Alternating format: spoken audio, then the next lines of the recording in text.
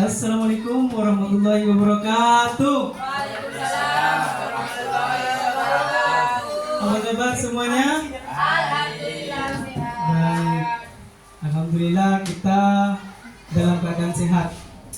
Di sini saya akan menyampaikan budaya positif di sekolah UPTD SMPN 41 Atakonang, yang mana harapannya dapat diterapkan oleh semua guru yang berada di SMP Negeri 41 Atakonang. Baik, sebelum kita mulai, marilah kita berdoa terlebih dahulu. Berdoa menurut keyakinan masing-masing. Berdoa dimulai.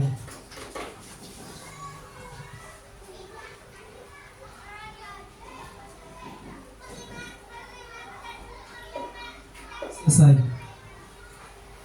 Selanjutnya marilah kita menyanyikan lagu Indonesia Raya untuk menunjukkan bahwa kita cinta negara ini, cinta tanah air. Baik, kita bisa mulai. Mari kita berdiri untuk bersama-sama menyanyikan lagu Indonesia Raya.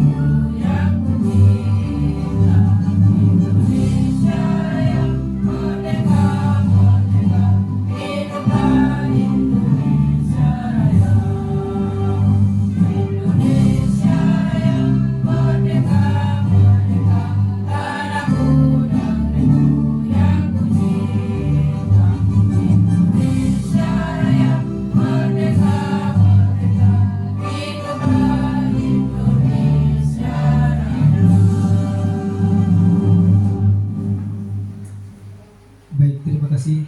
Silakan duduk kembali.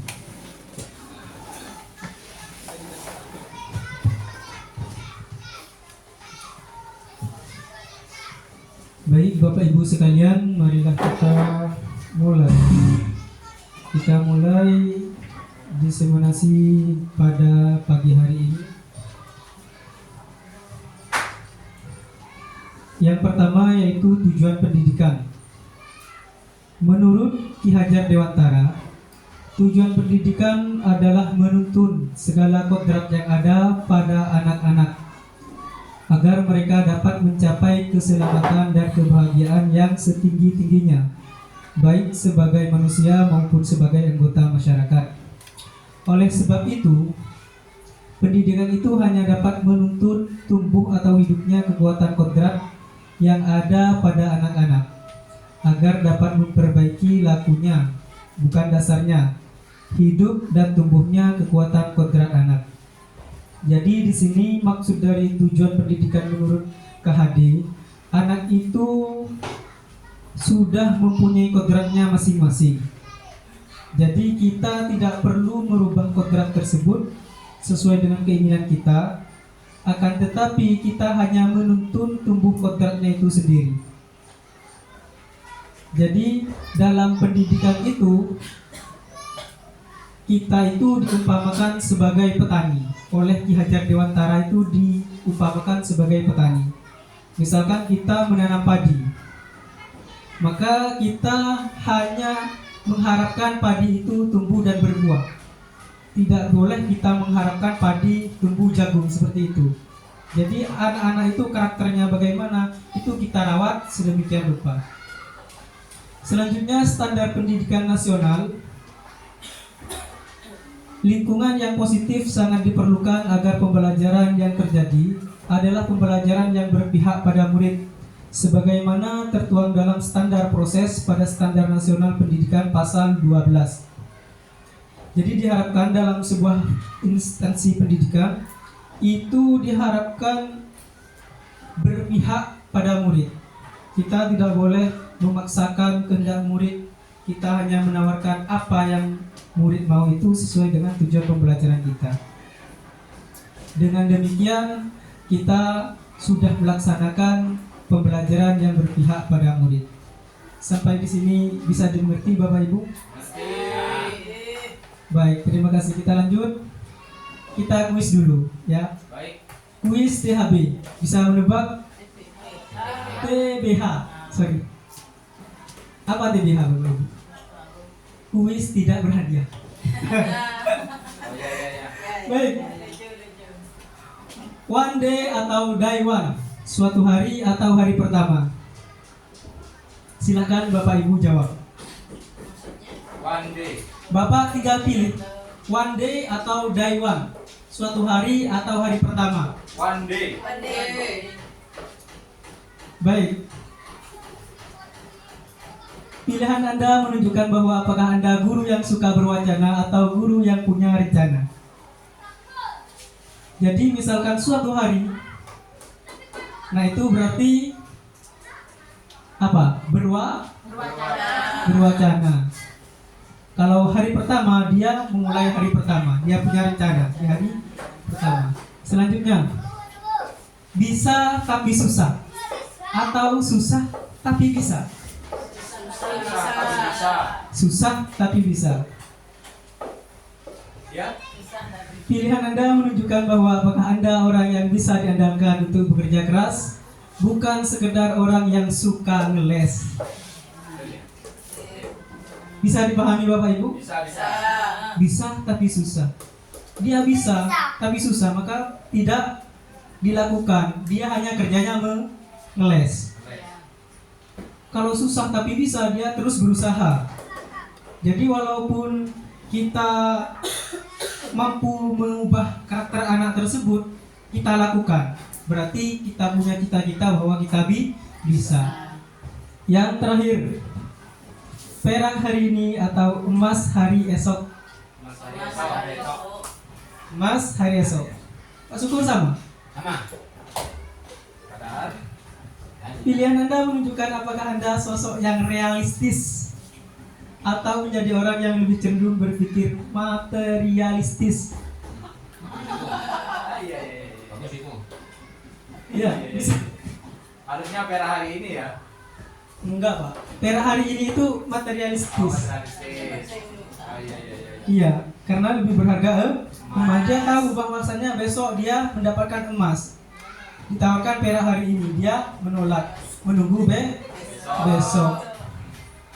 Baik, sekarang budaya positif, yaitu nilai dan kebiasaan di sekolah yang berpihak pada murid agar mereka dapat berkembang menjadi pribadi yang kritis, penuh hormat dan bertanggung jawab sesuai profil pelajar Pancasila.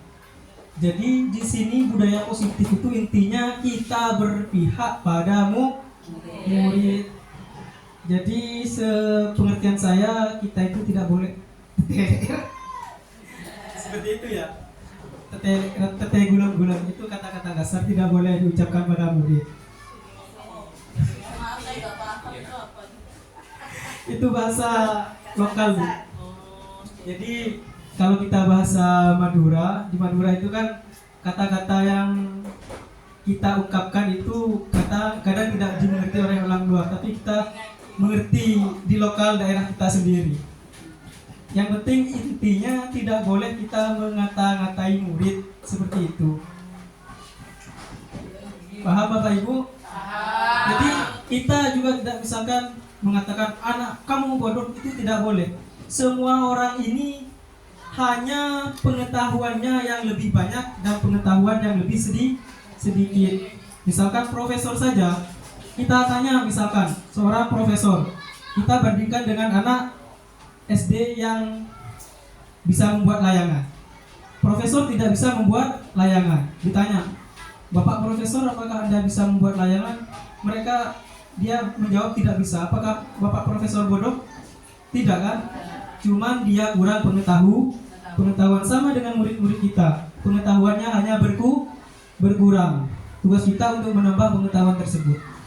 Selanjutnya, konsep inti budaya positif. Yang pertama itu adalah perubahan paradigma belajar. Jadi paradigma belajar kita itu harus berubah. Yang kedua, disiplin positif. 3, nilai-nilai kebajikan. 4, kebutuhan dasar manusia.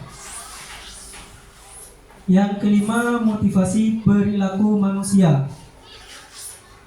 6, posisi kontrol guru. Ketujuh, keyakinan kelas. Dan yang terakhir 8, segitiga restitusi. Itu inti dari budaya positif. Kalau kita melaksanakan ke-8-nya ini, insya Allah di sekolah kita itu akan menjadi sekolah budayanya positif. Bapak Ibu tahu ini foto siapa? Nggak tahu. Ini adalah Dr. William Glasser yang memunculkan ide perubahan paradigma belajar, perubahan paradigma teori kontrol. Jadi guru itu mempunyai teori kontrol. Tadi kan yang pertama inti budaya positif kan perubahan paradigma belajar. Jadi yang dimaksud dengan perubahan paradigma belajar itu adalah perubahan paradigma teori kontrol guru. Yang pertama, ilusi guru mengontrol murid. Nanti di belakang ada penjelasannya. Yang kedua, ilusi bahwa semua penguatan positif efektif dan bermanfaat. Yang ketiga, ilusi bahwa kritik dan membuat orang merasa bersalah dapat menguatkan karakter. Dan yang terakhir, ilusi bahwa orang dewasa memiliki hak untuk memaksa. Jadi yang ilusi-ilusi ini kita lihat, yang dimaksud dengan ilusi guru mengontrol murid adalah pada dasarnya kita tidak dapat memaksa murid untuk berbuat sesuatu jikalau murid tersebut memilih untuk tidak melakukannya. Walaupun tampaknya kita sedang mengontrol perilaku murid tersebut. Hal ini karena murid tersebut sedang mengizinkan dirinya dikontrol. Saat itu bentuk kontrol guru menjadi kebutuhan dasar yang dipilih murid tersebut. Teori kontrol menyatakan bahwa semua perilaku memiliki tujuan bahkan terhadap perilaku yang tidak disukai.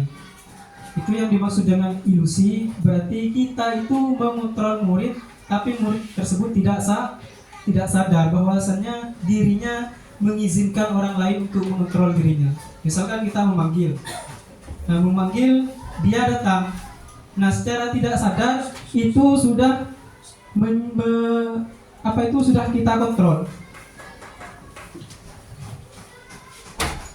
Nah, itu semuanya karena dia mengizinkan hal tersebut. Kalau dia tidak mengizinkan, misalkan dia boleh saja mencuek dan tidak menghiraukan panggilan kita. Yang kedua, ilusi bahwa semua penguatan positif, efektif, dan bermanfaat. Penguatan positif atau bujukan adalah bentuk-bentuk kontrol segala usaha untuk mempengaruhi murid agar mengulangi sesuatu perilaku tertentu. Adalah suatu usaha untuk mengontrol murid tersebut. Dalam jangka waktu tertentu, kemungkinan murid tersebut akan menyadarinya dan mencoba untuk menolak bujukan kita. Atau bisa jadi murid tersebut menjadi tergantung pada pendapat sang guru untuk berusaha. Jadi semua penguatan positif tersebut efektif bermanfaat itu tergantung pada seorang guru bagaimana dia mendidik muridnya. Yang ketiga, ilusi bahwa kritik dan membuat orang merasa bersalah dapat menguatkan karakter. Menggunakan kritik dan rasa bersalah untuk mengontrol murid menuju pada identitas gagal. Mereka belajar untuk merasa buruk tentang diri mereka. mereka mengembangkan dialog diri yang negatif. Kadang kala sulit bagi guru untuk mengidentifikasi bahwa mereka melakukan perilaku ini, karena seringkali guru cukup menggunakan suara halus untuk menyampaikan pesan negatif. Jadi dalam penyampaian pesan negatif, orang itu kita membuat murid merasa bersalah, itu tidak harus membentak-bentak. Kita cukup misalkan dengan nada halus pun kita bisa membuat anak tersebut bisa merasa bersalah. Ilusi bahwa orang dewasa memiliki hak untuk memaksa. Banyak orang dewasa yang percaya bahwa mereka memiliki tanggung jawab untuk membuat murid-murid berbuat hal-hal tertentu. Apapun yang dilakukan dapat diterima selama ada sebuah kemajuan berdasarkan sebuah pengukuran kinerja. Pada saat itu pula orang dewasa akan menyadari bahwa perilaku memaksa tidak akan efektif untuk jangka waktu panjang dan sebuah hubungan permusuhan akan terbentuk. Nah, kalau kita sering melakukan pemaksaan terhadap murid, maka apa yang kita dapatkan? Maka murid tersebut akan merasa atau meninggalkan dendam kepada kita. Kita selalu memaksakan, misalkan anak tersebut kita paksa untuk membuat tugas, dia tidak mau, maka kita mencari solusinya untuk menanyakan kepada anak tersebut. Kita tidak harus memaksakan kenapa anak tersebut harus membuat PR, misalkan harus mengerjakan PR. Nah, kita jangan memaksa seperti itu. Kalau misalkan anak tersebut tidak mau mengerjakan, kita tinggal bertanya kepada anak tersebut melalui nanti segitiga restitusi. Perubahan paradigma belajar. Dalam membangun budaya positif, sekolah dapat menyediakan lingkungan yang positif, aman dan nyaman agar siswa mampu berpikir, bertindak dan mencipta dengan merdeka, mandiri dan bertanggung jawab. Disiplin sangat berkaitan dengan kontrol guru terhadap siswa. Jadi semua kedisiplinan siswa itu tergantung pada kita sendiri seorang guru. Bagaimana kita tersebut bisa menguasai murid-murid kita dengan cara menerapkan budaya positif.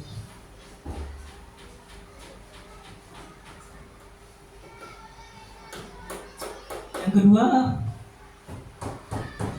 disiplin positif.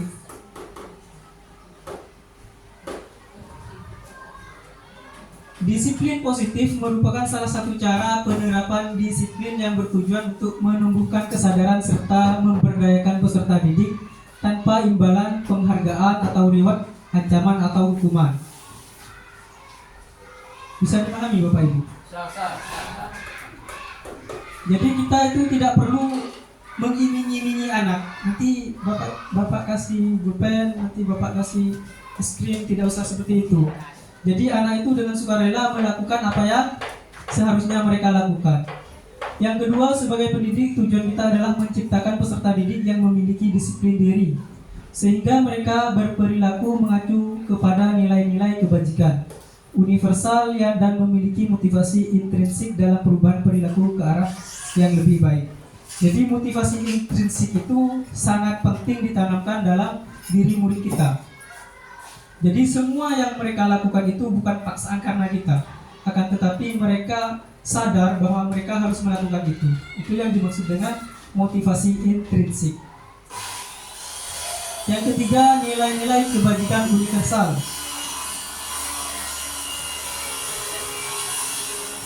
Yaitu nilai yang disepakati bersama, lepas dari suku, bangsa, agama, bahasa maupun latar belakangnya.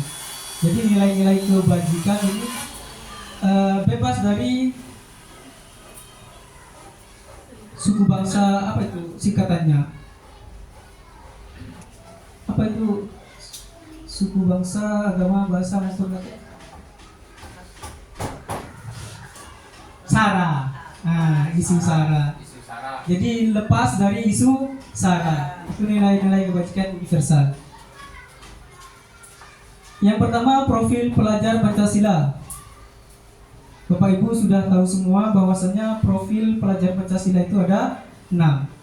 Yang pertama, beriman, bertakwa kepada Tuhan Yang Maha Esa. berakhlak mulia, mandiri, bernalar kritis, berkebinekaan global, bergotong royong, dan yang terakhir kreatif. Yang selanjutnya nilai kebajikan universal yaitu IBU, Primary Years Program, yang isinya toleransi, rasa hormat, integritas, mandiri, menghargai, antusias, empati, keingintahuan, kreativitas, kerjasama, percaya diri, dan komitmen. Ini nilai kebajikan universal dari Primary Years Program. Yang terakhir yaitu nilai kebajikan universal keterampilan hidup atau life skill, yaitu dapat dipercaya, lurus hati atau jujur, pendengar yang aktif, tidak merendahkan orang lain, memberikan yang terbaik dari diri. Jadi kita diharapkan semua nilai-nilai ini ada pada diri kita dan murid-murid kita. Apa nilai kebajikan atau keyakinan yang ingin diangkat dari peraturan berikut? Belum punya murid ada? Menggunakan helm saat mengendarai motor. Pak Hendra tahu nilai kebajikannya apa? Siapa? Untuk keselamatan. Untuk Keselamatan. keselamatan. 100 untuk Pak Hendra. Selanjutnya membuang sampah pada tempatnya. Pak Syukur tahu nilai kebajikan apa yang terdapat dalam membuang sampah pada tempatnya? Siapa? Demi menjaga kebersihan. Menjaga kebersihan. Mari kita lihat. Ya, tepuk tangan untuk Pak Syukur. Baik, yang terakhir dilarang menggunakan kata-kata kasar. Berlin. Apa Berlin? Nilai kebajikannya? Menghormati orang lain. Menghormati orang lain, bersikap positif atau hormat. Boleh, bagus. Tepuk tangan untuk teman-teman kita. Selanjutnya, kebutuhan dasar manusia. Nah, ini yang paling penting, yaitu kebutuhan dasar manusia. Kita sebagai manusia, murid-murid kita juga sebagai manusia pasti punya kebutuhan dasar. Yang pertama, kebutuhan dasar manusia itu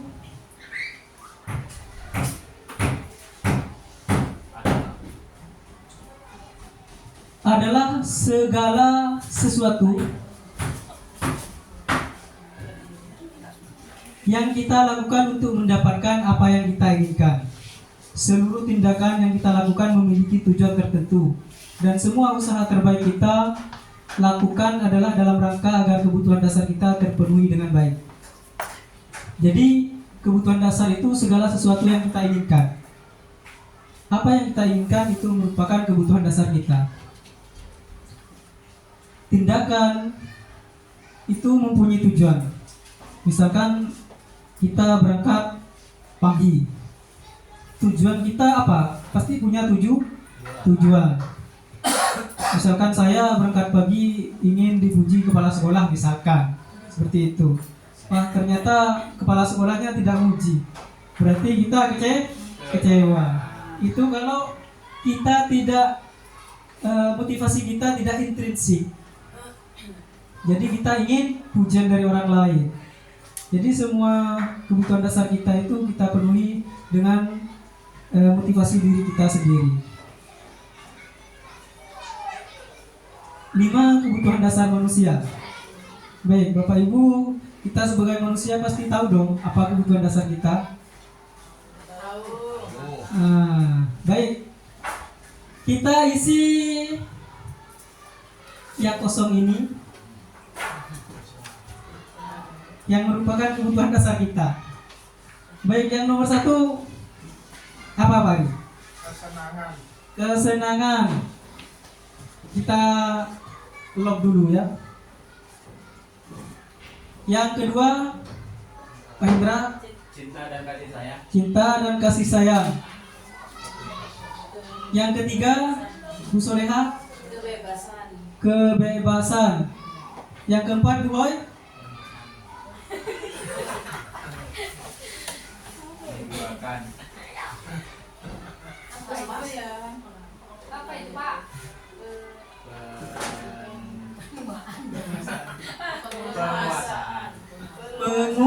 Penguasaan. penguasaan. Yang terakhir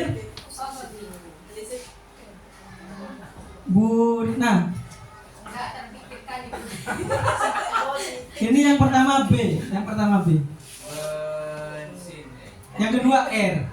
Ber Ber bersalin. berteata Bertani. bertahan Bertahan. Bertahan hidup. bertahan hidup 100 untuk Merlin. Baik, ini kebutuhan dasar manusia yaitu kesenangan, cinta dan kasih sayang, kebebasan, penguasaan, bertahan hidup. Siapa sih yang tidak butuh kelima ini? Ada. Ya, misalkan Pak Syukur tidak butuh yang nomor 2. Cinta dan kasih sayang tidak butuh, misalkan.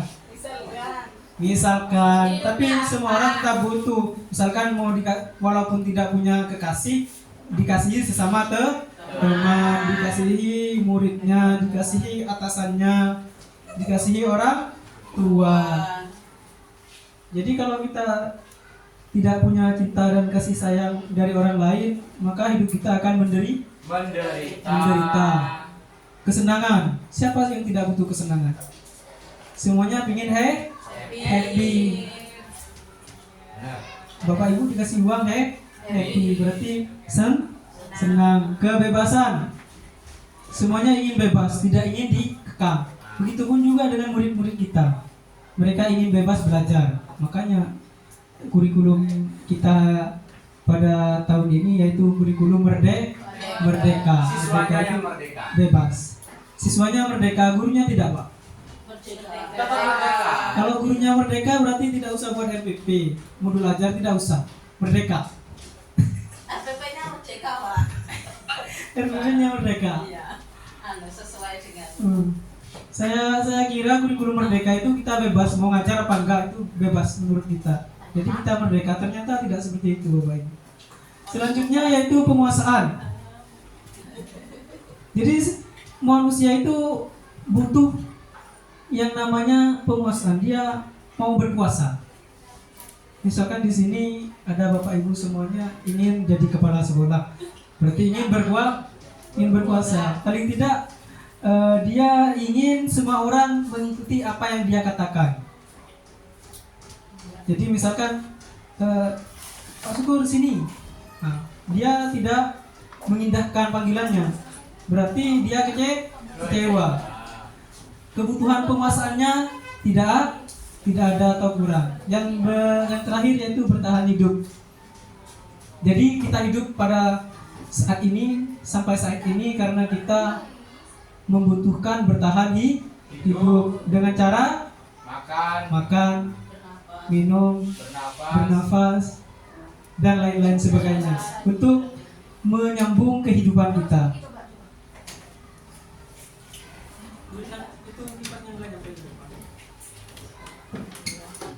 Ada yang bermanfaat. Utara.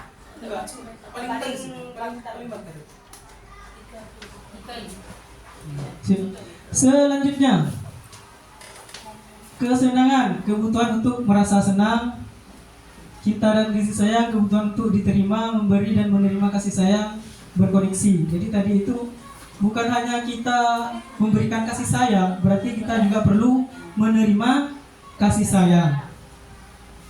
Kebutuhan untuk diterima juga. Misalkan ada siswa yang tidak diterima oleh temannya. Nah itu kan kasihan. Seperti yang kemarin gerak jalan, satu orang tidak diterima oleh grup kelompoknya. Nah itu sebenarnya tidak boleh ada seperti itu. Bagaimana kita bisa mengatasi hal seperti itu? Kebutuhan untuk diterima di sekitar kita. Kebebasan, kebutuhan akan pilihan, kemandirian, otonomi. Jadi yang dimaksud kebebasan di sini kebutuhan akan pilihan. Jadi pilihan-pilihan kita itu yang kita butuhkan itu kita bebas melakukan. Kemandirian, otonomi. Otonomi itu kita mempunyai daerah. Di sini daerah kekuasaan saya, jangan macam-macam, misalkan seperti itu. Yang keempat, kebutuhan pengakuan atas kemampuan prestasi diakui. Jadi manusia itu prestasinya perlu diakui, Bu. Contohnya Pak. Jadi misalkan ada siswa kita itu bisa menjawab soal dari kita seperti tadi, paling tidak kita memberikan A+. Itu yang Berarti tidak boleh dikasih iming-iming apa hadiah seperti yang tadi dijelaskan itu Pak ya? tidak masalah sebenarnya, tapi itu nanti ada pembahasan di belakang bahwasanya itu merusak karakter Nilai siswa kita. positif. Iya. Kalau misalnya dikasih reward seperti, oke anak-anak karena kamu bisa menjawab, saya kasih bintang 1 untuk saya tempelkan di papan prestasi misalkan. Jadi nanti kita bahas hukuman dan reward itu akan menghukum diri kita. Jadi akan merusak pada diri kita sendiri. Karena nanti misalkan kita mengiming-imingi anak sesuatu, itu dalam sebuah penelitian, anak yang hanya ingin mendapatkan hadiah dengan anak yang hanya ingin menang saja, itu beda untuk kedepannya. Jadi yang ingin hadiah ini kalau tidak diiming-imingi hadiah, maka dia tidak akan mendapatkan prestasi.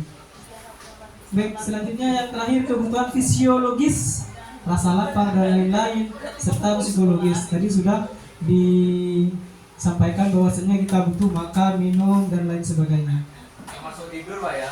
Termasuk tidur. Kalau kita tidak tidur, Kebutuhan jasmani. nah, semua yang kita butuhkan itu adalah kebutuhan dasar kita sebagai manusia Untuk bertahan hidup. untuk bertahan hidup. Selanjutnya motivasi, perilaku manusia. Kita sebagai manusia pastinya punya motivasi dong, ya. Yang pertama untuk menghindari ketidaknyamanan hukuman. Yang kedua untuk mendapatkan imbalan penghargaan dari orang lain. Ini motivasi ekstrinsik. Tadi yang saya sampaikan, yaitu intrinsiknya ini ekstrinsik. Jadi motivasi ini ada karena dia ada dorongan dari orang luar. Kita hanya menghindari hukuman, misalkan kita datang pagi karena takut ditegur oleh kepala sekolah. Nah, itu motivasinya ekstrinsik. Untuk mendapatkan imbalan atau penghargaan, tadi ingin dipuji oleh kepala sekolah, itu unsur ekstrinsik. Jadi motivasi perilaku manusia itu ada dua, ada motivasi ekstrinsik dan intrinsik. Untuk menjadi orang yang mereka inginkan dan menghargai diri sendiri dengan nilai-nilai yang mereka percaya. Jadi kita di sekolah ini membuat nilai yang kita percaya untuk mengembangkan potensi diri yang ada pada kita. Untuk menghargai diri sendiri, misalkan kita menghargai waktu. Saya tidak boleh terlambat. Walaupun tidak ada yang menegur, tidak ada yang memberi reward, dia tetap datang tepat waktu. Itu yang dimaksud dengan motivasi intrinsik. Ini seharusnya ada pada diri kita semua.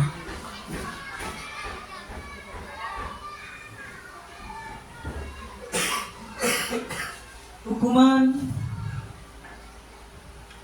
konsekuensi, dan restitusi. Hukuman tidak rencana, tiba-tiba. Yang kedua, murid tidak tahu apa yang akan terjadi atau tidak dilibatkan.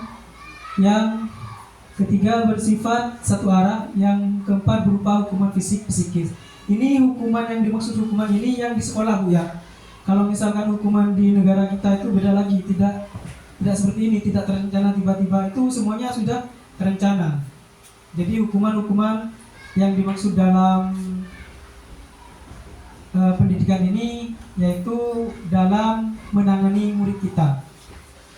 Jadi dalam penanganan itu ada hukuman, konsekuensi, dan restitusi. Ini dalam menangani sebuah masalah yang ada pada murid kita atau di sekolah. Konsekuensi itu terencana, disepakati sesuai dengan peraturan. Jadi kita membuat peraturan, mereka melanggar, nah itu yang dimaksud dengan konsekuensi. Kalau hukuman itu tidak. Jadi tidak terencana, ada siswa datang terlambat. Kalau di peraturannya datang terlambat misalkan itu menghafalkan Pancasila, nah itu konsekuensi. Kalau hukuman. Dia memaksa kamu datang terlambat, kamu harus lari lapangan 10 kali, misalkan itu. Mereka tidak tahu apa yang akan mereka dapatkan pada saat mereka melakukan kesalahan. Selanjutnya yang kedua, murid tetap dibuat tidak nyaman. Jadi konsekuensi itu mereka tetap tidak nyaman walaupun mereka tahu apa yang mereka lakukan itu salah. Yang terakhir yaitu sikap guru selalu memonitor murid. Jadi guru itu selalu memonitor murid sesuai dengan peraturan yang ada. Yang ketiga, restitusi. Nah, ini yang kita tawarkan kepada Bapak Ibu guru sekalian dalam pendidikan pada masa sekarang, yaitu proses menciptakan kondisi bagi murid untuk memperbaiki kesalahan. Jadi dalam sebuah kesalahan itu bukan digantikan dengan konsekuensi atau hukuman, tapi bagaimana siswa tersebut memperbaiki kesalahan dan tidak mengulanginya lagi. Proses kolaboratif yang mengajarkan murid untuk mencari solusi sendiri. Jadi dalam restitusi itu nanti ada segitiga restitusi. Nah, itu murid ditanyakan apa itu, dia ingin apa, terus dia melanggar apa, terus solusinya bagaimana, mereka mencari sendiri. Nah, ini identitas gagal. Identitas gagal itu yang berhubungan dengan hukuman. Sesuatu yang menyakitkan harus terjadi. Tidak nyaman untuk murid, anak untuk jangka waktu panjang. Korban mendapatkan keadilan. Murid anak akan tersakiti, perilaku pasif agresif meningkat. Jadi misalkan di sini sesuatu yang menyakitkan pasti terjadi. Kalau di hukuman itu seperti tadi disuruh lari pasti menyakitkan. Tidak nyaman untuk murid. Jadi pastinya yang kena hukuman itu tidaknya. Terus korban mendapatkan keadilan. Tidak ini sebenarnya, Bu. Korban itu tidak mendapatkan keadilan. Jadi di sana kurang tidaknya, tidak mendapatkan keadilan. Jadi dia misalkan mau ngelawan guru, mau bertanya kesalahan saya apa, misalkan ditambah lagi hukumnya seperti itu. Murid atau anak akan tersakiti pastinya kalau kita melakukan hukuman. Selanjutnya perilaku pasif agresif meningkat. Anak-anak itu akan bisa melawan kepada kita. Jadi anak-anak itu tidak menaati kita, tidak mengindahkan apa kata-kata kita seperti itu. Itu yang terjadi apabila kita sering melakukan hukuman kepada murid kita. Selanjutnya identitas sukses. Yang pertama disiplin. Jadi konsekuensi tadi itu sebenarnya masuk dari identitas sukses, tapi ini tidak dianjurkan sebenarnya. Jadi konsekuensi itu memang terjadi, yang paling dianjurkan itu yang terakhir tadi, restitusi. Konsekuensi suatu harus terjadi. Misalkan dia melanggar peraturan kelas kita, dia harus melakukan apa yang sudah menjadi kesepakatan.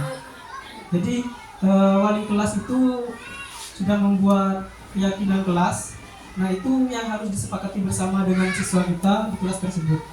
Nah, kalau mereka itu tidak menaati keyakinan kelas kita, maka kita boleh membuat konsekuensi. Boleh.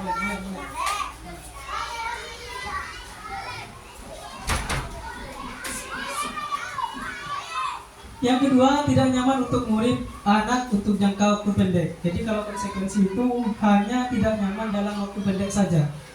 Jadi mereka melakukannya karena mereka merasa diri mereka bersalah dan peraturannya sudah ada. Konsekuensinya juga sudah dijelaskan. Kalau misalkan tidak mengerjakan PR, konsekuensinya bagaimana itu sudah menjadi peraturan. Korban bisa diabaikan. Jadi korban itu bisa diabaikan, misalkan bullying yang terjadi, korban bullyingnya itu bisa diabaikan karena mereka sudah tahu yang membuli saya ini akan seperti apa. Selanjutnya murid anak dibuat tidak nyaman, sama-sama tidak nyaman ya pastinya. Penguatan hanya bertahan dalam jangka waktu pendek. Jadi konsekuensi ini hanya jangka waktu pendek. Anak-anak tersebut tidak tidak berpikir bagaimana dia memperbaiki kesalahannya, hanya menyelesaikan masalah yang ada pada saat itu juga. Yang terakhir, restitusi merupakan pilihan. Jadi sebuah pilihan kepada anak, penawaran. Memuatkan untuk murid anak dalam jangka waktu panjang. Korban mendapatkan ganti. Murid anak mendapatkan penguatan dan masalah terpecahkan. Jadi misalkan tadi itu anak-anak itu dibully, nah itu mendapatkan ganti apa gantinya? Ganti minta maaf. Yang membuli tadi harus minta maaf. Kalau yang hukuman konsekuensi itu gurunya tidak menyuruh minta maaf, misalkan kalau kamu membuli misalkan bersihkan kamar mandi, misalkan seperti itu, tidak ada ke muridnya. Kalau konsekuensi itu tidak ada, nanti tidak dikembalikan lagi ke yang dibully. Nah, kalau restitusi itu disuruh meminta maaf kepada yang dibully. Murid atau anak mendapatkan penguatan, masalah terpecahkan, selesai kalau restitusi. Mari berlatih hukuman atau konsekuensi. Siap?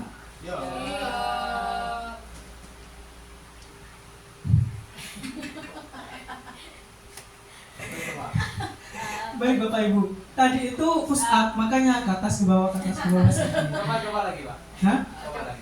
Coba lagi, coba. Baik. Nah, Oh gitu. Duh, Kira nggak ada gerakannya. ada gerakannya, bapaknya enggak. Nah. Ya, gerakannya 1, 2, 3, 4, 5. Gerakan Push kamarnya yang bergerak yang atas ke bawah. baik, ini adalah murid diminta untuk push up 15 kali karena terlambat masuk kelas. Hukuman atau konsekuensi? Silakan Bapak Ibu pilih. Hukuman. Bagus, 100 untuk Bapak Ibu sekalian. Yang selanjutnya, hukuman atau konsekuensi.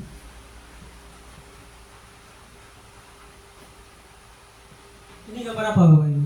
Layangan, Kertas. Menggantikan kertas tugas teman yang telah dicoret-coret.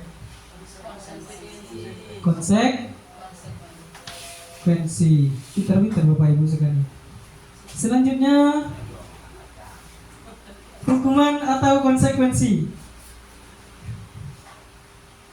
Apa ini Bapak Ibu? Pintar, tebak gambar berarti ya. Membersihkan coretan yang dibuat di meja tulis. Meja tulisnya dicoret-coret oleh temannya, dibersihkan. Ini merupakan konsekuensi. Tepuk tangan untuk kita semua. Selanjutnya masih ada hukuman atau konsekuensi. Tebak gambar. hukuman, Apa ini Bapak Ibu? hukuman, Berdiri di depan kelas sambil mengangkat kaki satu karena tidak bisa menjawab pertanyaan. Menurut saya hukuman itu, Pak. Hukuman. Hukuman. Baik, kita lihat survei membuktikan. Jreng. Hukuman 100 untuk Bapak Hendra. Baik, selanjutnya kita bermain TTS. Bapak Ibu suka TTS? Suka.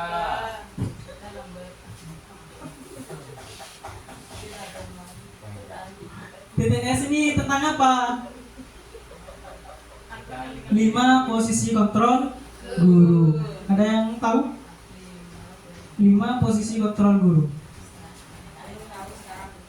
Baik, kita satu mendatar. Ini satu mendatar Pak ya. Satu mendatar, 2 mendatar. Ini satu ke bawah. Ini 2 mendatar. Ya, satu menurun dulu berarti. Satu menurun. Huruf pertama P, huruf kedua E, huruf sebelum terakhir A. Kira-kira apa Bapak Ibu? Berapa kotak itu? Ada berapa kotak? 1, 2, 3, 4, 5, 6, 7, 8.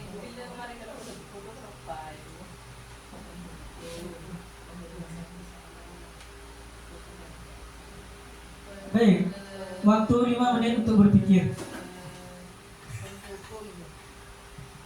Untuk kok saya merong, ya. Saya makin Apa namanya drama penuaan, Pak?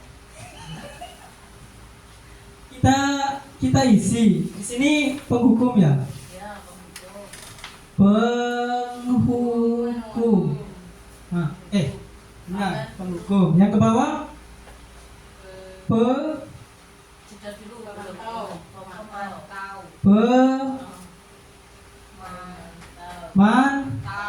tahu bagi 100. Sekarang 3 menurun.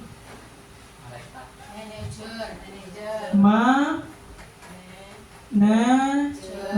Bagus, pintar Bapak Ibu.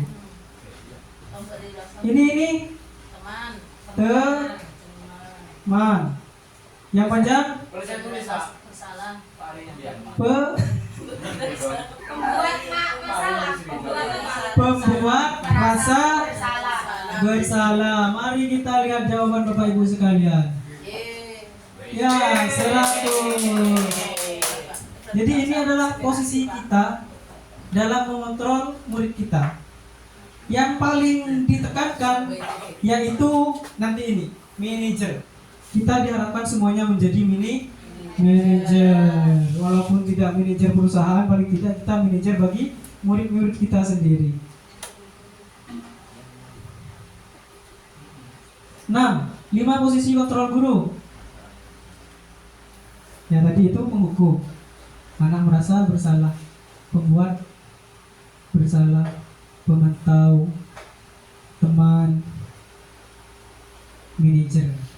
Nah, jadi kita dalam posisi kontrol itu sebagai penghukum, sebagai pembuat rasa bersalah. Jadi murid itu merasa bersalah terus dia.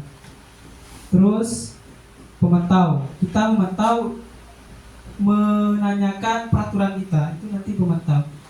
Kita lihat videonya, itu live Pak. Mari kita tonton.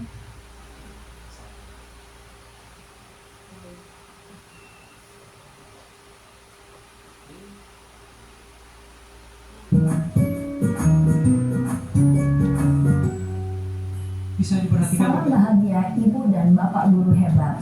Dalam penerapan disiplin positif restitusi, salah satu program yang dikembangkan adalah 5 posisi kontrol.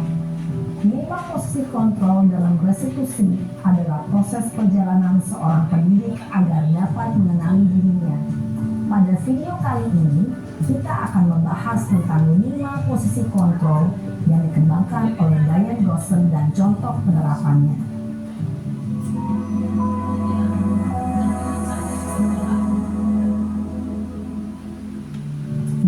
Posisi kontrol itu adalah 1. Posisi penghukum, 2. Posisi pembuat merasa bersalah, 3. Posisi teman, 4. Posisi pemantau atau monitor, dan 5. Posisi manajer. Untuk lebih memahami kelima posisi tersebut, mari kita saksikan kasus Naren yang terlambat hadir 20 menit di sekolah dan melihat bagaimana kelima posisi kontrol dalam menghadapi masalah tersebut.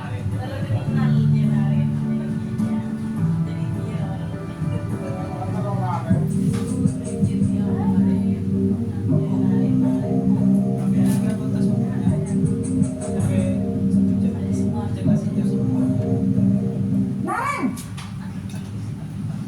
Sini kamu! Selamat pagi, Bu. Selalu terlambat.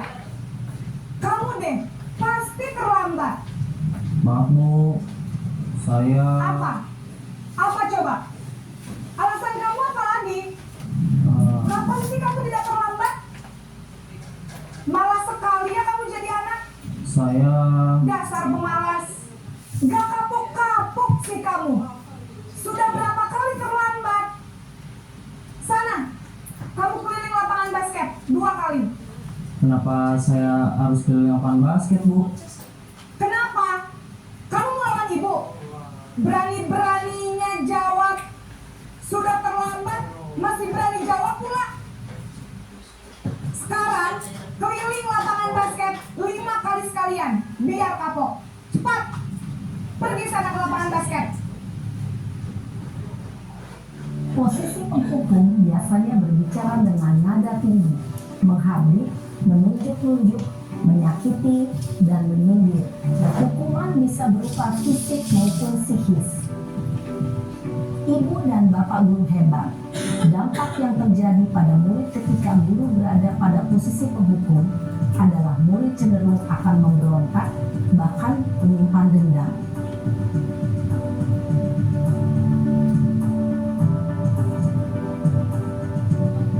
Sekali orang syuting. Syuting apa ini? Samsul. Naren, Masuk keluar kaki. Selamat pagi, Bu. Naren. Kamu kenapa terlambat lagi, nak? Ya Tuhan, Naren. Kamu senang ya bikin ibu susah ya? Kalau kamu terlambat lagi, nanti ibu yang ditegur bapak kepala sekolah, nak. Disangka ibu tidak bisa membina kamu. Duh, gimana ini? Maaf, Bu. Duh, Gusti Naren. Kamu suka ya kalau ibu ditegur bapak kepala sekolah? Terus, sekarang ibu harus tulis apa ini di buku absen? Ini kamu sudah sering terlambat loh. Ibu harus apa coba? Maaf, Bu. Maaf sekali. Ya sudah, lain kali jangan bikin ibu susah lagi ya, nak ya. Ibu tidak akan kuat lagi kalau kamu begini terus. Bisa jantungan kalau ibu ditegur bapak kepala sekolah. Sana cepat ke kelas. Maaf ya, Bu. Maaf sekali. Posisi pembuat rasa bersalah berbicara dengan nada tenang, cenderung lembut. Namun kata-kata yang diutarakan membuat murid merasa menjadi orang yang gagal, memandang buruk dirinya sendiri, merasa tidak berharga, dan tidak sanggup membahagiakan orang lain. Ketika guru mengambil posisi pembuat rasa bersalah, murid akan menganggap dirinya yang bersalah dan ia akan menyimpan emosi negatif tersebut di dalam dirinya.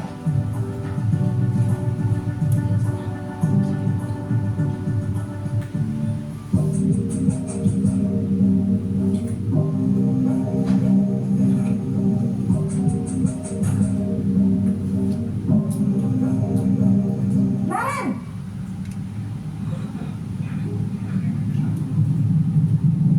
Selamat pagi, Bu. wah, sudah jam berapa ini, nak? Terlambat lagi ya, sayang. Iya, Bu. Habis ibu saya lupa bangunkan saya, Bu.